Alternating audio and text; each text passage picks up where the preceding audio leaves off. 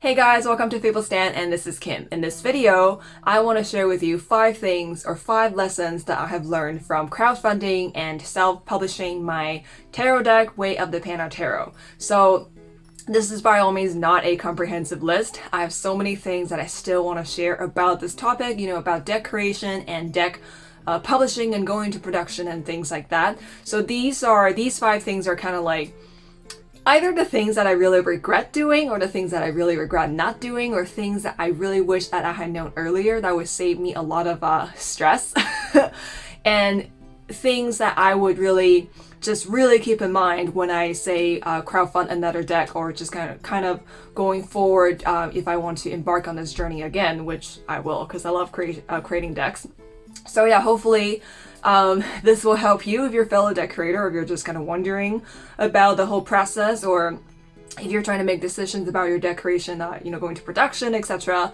Hopefully this will give you some idea about some of the things you could be doing earlier or some of the things that you should avoid and kind of navigate your journey better. So and also before I go into this video, just quickly letting you know that if you're a decorator and you're publishing your deck, I actually compiled a bunch of resources that are really great for deck creators. It's on my website and it's free to read. It's just like a bunch of links and a bunch of websites and a bunch of services that you can check out to get sample decks, for shipping, packaging, etc.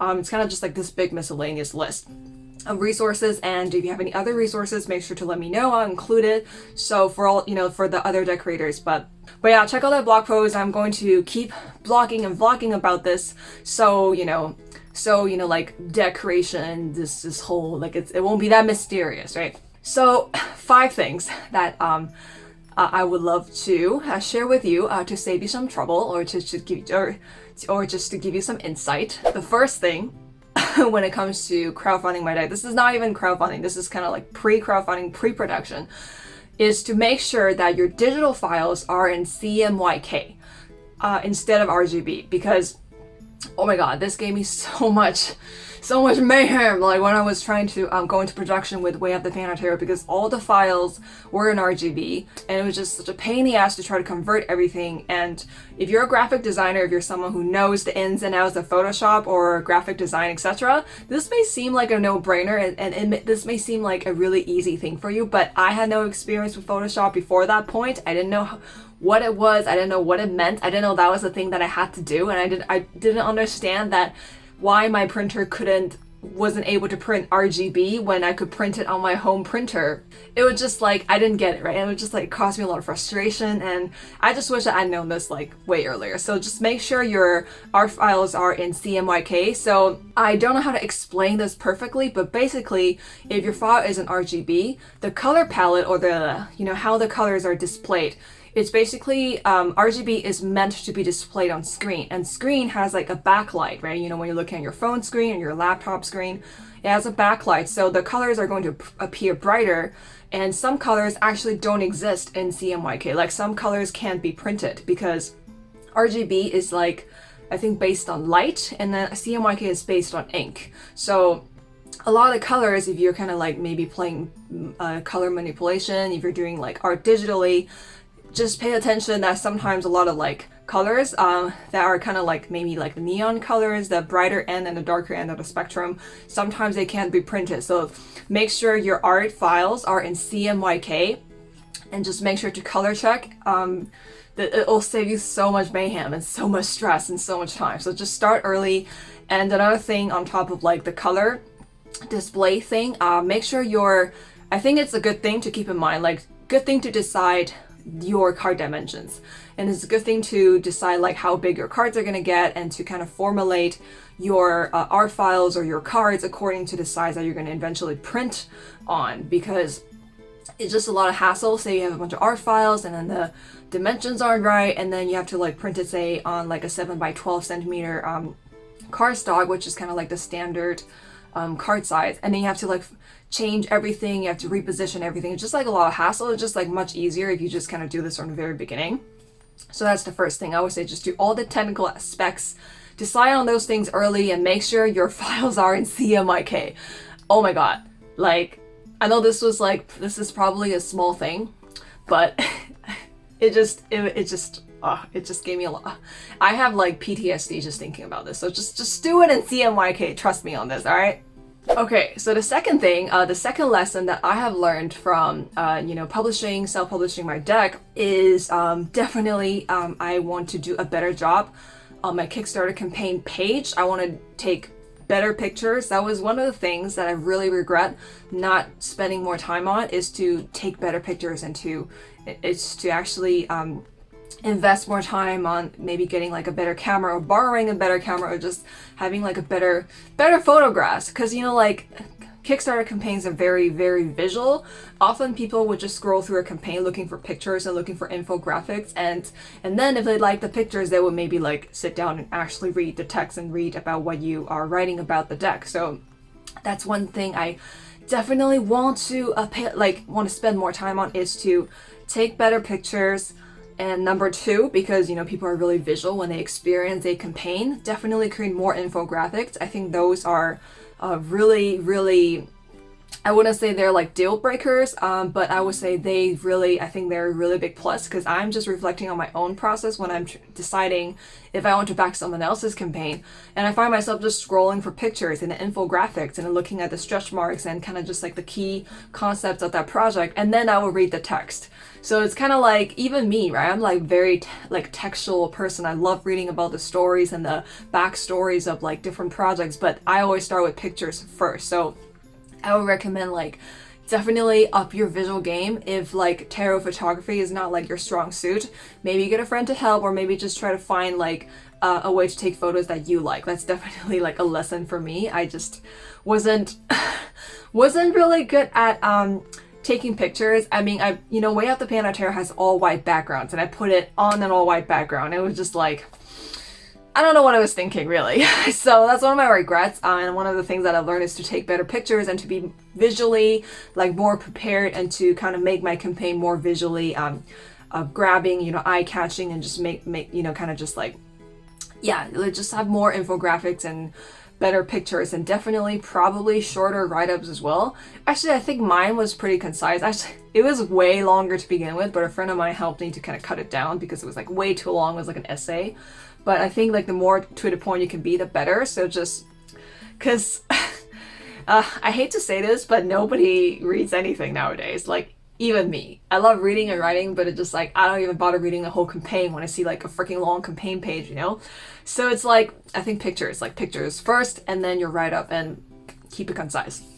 So that's like the second lesson. The third lesson, this one also has to do with my Kickstarter campaign. The third lesson is, don't do accessories. Oh my freaking God. Like, or just limit it to one, maybe two, and make it something easy to produce, and maybe something that's available in your local area, or just something, because for my Way of the PANDA Tarot campaign, I thought it would be really fun to have different combos, right? It's like deck plus pouch, deck plus cloth, deck plus book and bookmark, deck plus book plus pouch plus this. And I created all these different freaking accessories, and it was really fun when I created them, for sure. But it was just like, when I had to go into production with all these accessories, it's like, number one, they cost a lot of money. Number two, it's like you have to pay money to produce them, and then it's the shipping, and then taxes, and then it's just a lot of hassle to create so many accessories. And on top of that, when you actually get the accessories and you're ready to ship, because I created so many different types of pledges with those accessories, oh my God, shipping and packaging was just a nightmare, because I have to like pack one tier, it's like deck and pouch, and then I have to pack like deck and cloth, then I have to pack like deck and book, and someone added a pouch, and it was just like, oh my God, why did I do this? I'm definitely like not printing a lot of complicated accessories in the future. It was just so much work, and most people, I would say, like, I think pouch is kind of popular, like I would maybe produce a pouch again, but the cloth and the other stuff, it was just like too much. I think like if you really want to go for an accessory, focus on one thing. Like if you're really like a cloth person, just go for a cloth and just concentrate on that.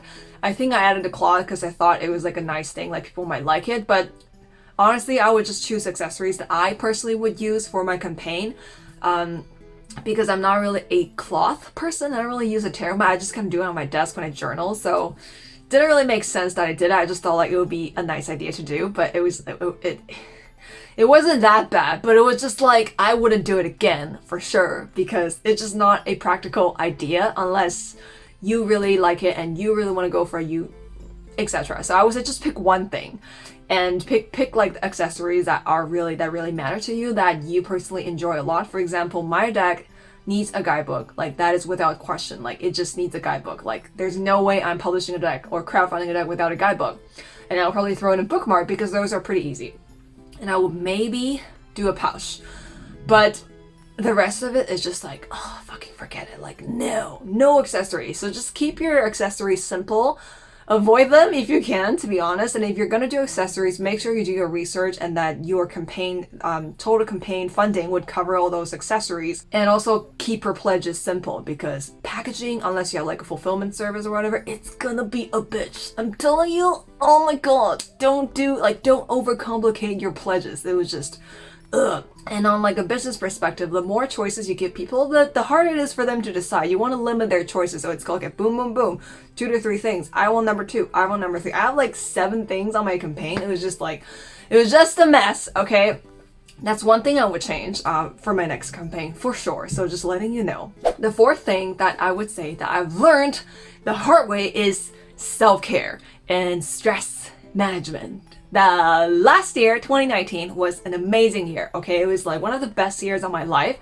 My deck got funded. I achieved my dream. My online business was finally a viable venture. Finally making a living from my online business. It was a big year, and I overcame a lot of shadows and fears last year. And I met so many great people online, connected with so many different people, and I got to do, that whole experience was amazing. It was like one of the best years of my life. Okay, but it was also very stressful, and because I was just so focused on doing the production, doing the campaign, doing the promoting, everything, I took everything very seriously, right? It was just incredibly stressful, and sometimes I just didn't spend enough time caring for my health and my wellness and relaxing and just managing my stress, and also just taking a break when I need to. It was usually like I would just kind of sprint and just go hardcore until I can't anymore, and I would just like die and like for a week, and then I would just go on again. So it just wasn't very, I was productive, but it wasn't as productive as, in the sense that it was a holistic experience, in that I took care of my health and I took the time to rest and actually kind of take a step away from, from just the whole thing, and then just think about it. Okay, like, just kind of just look at it and recalibrate, right? Didn't really take the time to do that. My stress was through the roof. My health was just like shit. I remember having really bad indigestion, and I gained a lot of weight, and my skin was terrible. I was just like, after the whole campaign and production was over, I literally could not work for 2-3 months, and I was sick all that time because my body just could not handle it. So this is so important if you're someone who, takes things very seriously and is a perfectionist, and then you like to be as productive as you can. You're like really streamlined, focused, like fire sign energy, right? Just make sure you have to plan for your self-care. You need to be organized enough to actually commit time to self-care and actually resting, and actually be like, okay, this is the weekend. I'm not going to check my campaign, or I'm not going to work on this. Actually carve out time to rest and exercise or do yoga or something to just decompress, So that's one thing that's another thing that I really would do better if I do the scan, which I will. So yeah. Just take care of yourself, like, during the whole process. Like, that's one thing that I learned the hard way. All right, last but not least, like I said, this list is not comprehensive. I have so many things that I want to say about this topic. I literally could be writing a book, but the reason why I'm doing this is because I don't have the time to write that book. I'm working on a lot of different projects, and I just thought that I really want people to get a sense of what this whole process is like, and so I'm just doing like vlogs. You can just have this for free. You don't even have to buy that book, which I don't have the time to write anyway.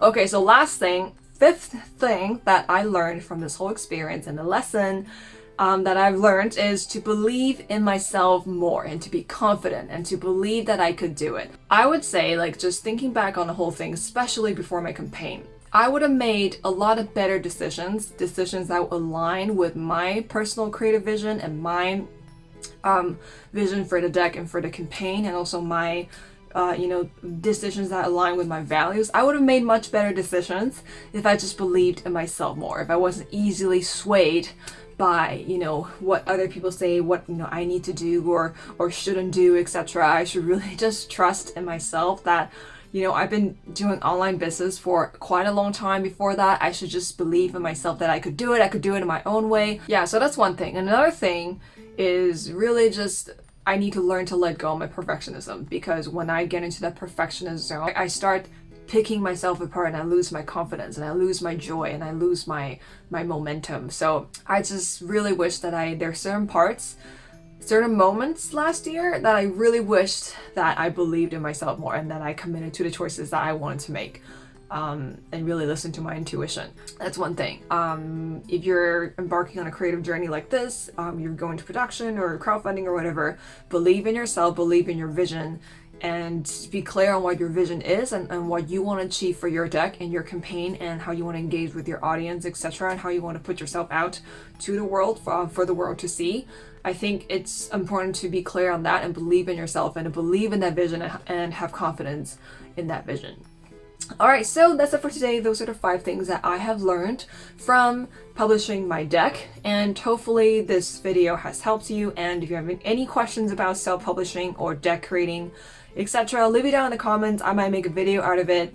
Like I said, I'm making many more videos down the road and many more blog posts and resources stuff in the future, so just check back once in a while, or you can subscribe so you don't miss a video and turn on the bell thing. Definitely will be posting more videos like this. So yeah, hopefully this video has helped you, and until next time, keep calm and panda on, level up tarot and life.